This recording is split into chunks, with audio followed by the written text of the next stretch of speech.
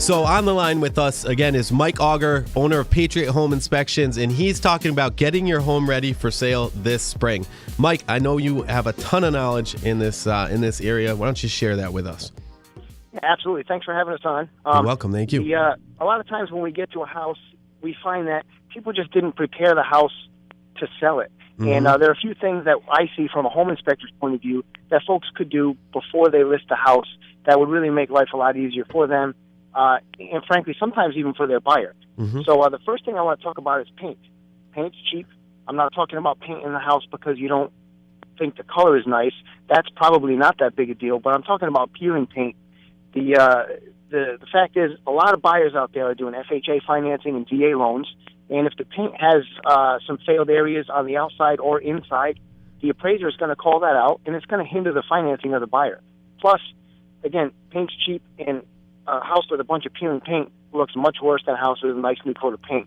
So I always recommend, if you have any paint failures in the home, you want to get that taken care of before you list the house.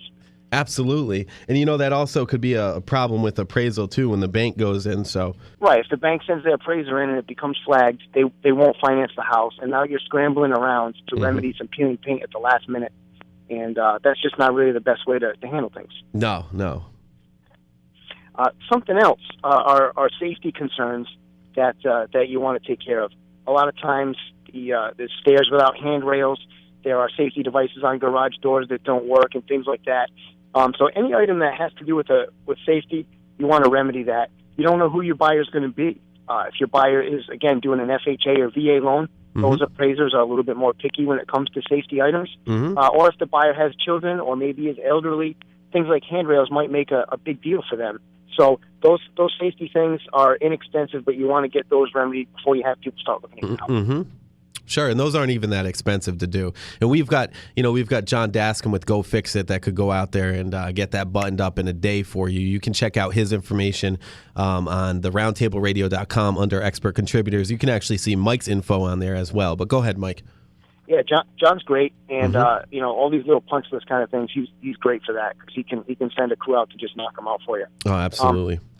While we're talking about contractors, the next thing on my list is gather intelligence about your home. A lot of people don't save receipts or save information about when systems were repaired, serviced, or installed. If you can have these kind of things handy, for example, if you have an ongoing treatment with a pest control company, then your buyer's going to know that you've been treating for at least carpenter ants and termites, and that might make a buyer a little bit more comfortable with things. If a home inspector sees a little bit of damage from things like carpenter ants or termites, but you've got receipts for ongoing treatment, then we can know that they're not active.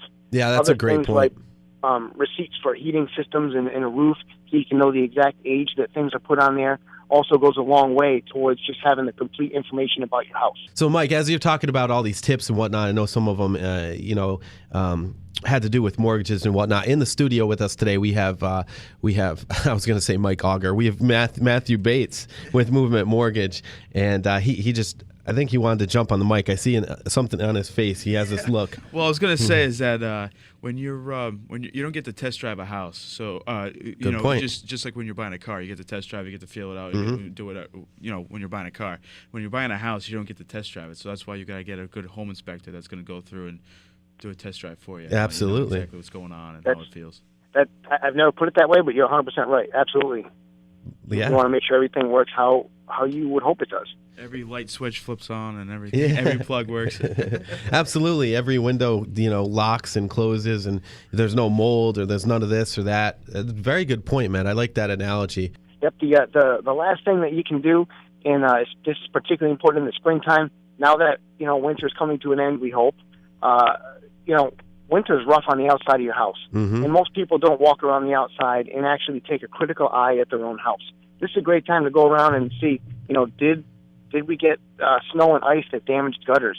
Did a couple of shingles break off the side of the house? Did the glass get broken when you were using the snowblower on the basement window? Those kind of things happen in the winter, and it's just normal wear and tear on the house, but those kind of things might be little repairs that you could do just to not have them crop up on the home inspection.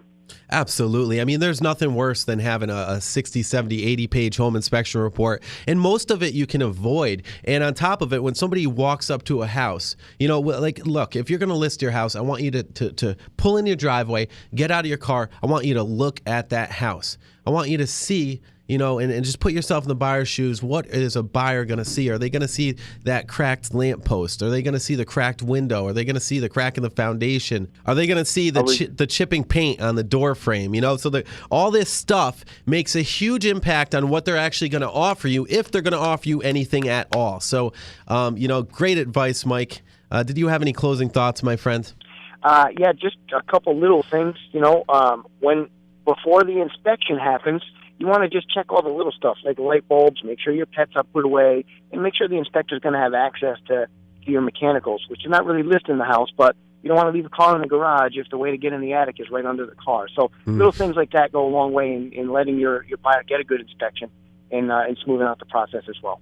It definitely does. Mike, thank you so much. Mike, if they want to reach you for questions, not only can they go on theroundtableradio.com under the expert contributor section, but they can also call you on your phone, and 401-578-4878. That's his direct cell phone, 401-578-4878. I don't know many people that work harder than Mike Auger with Patriot Home Inspections. Mike, thanks so much for being a part of the show. We appreciate you. All right, thanks a lot. We'll see you next time.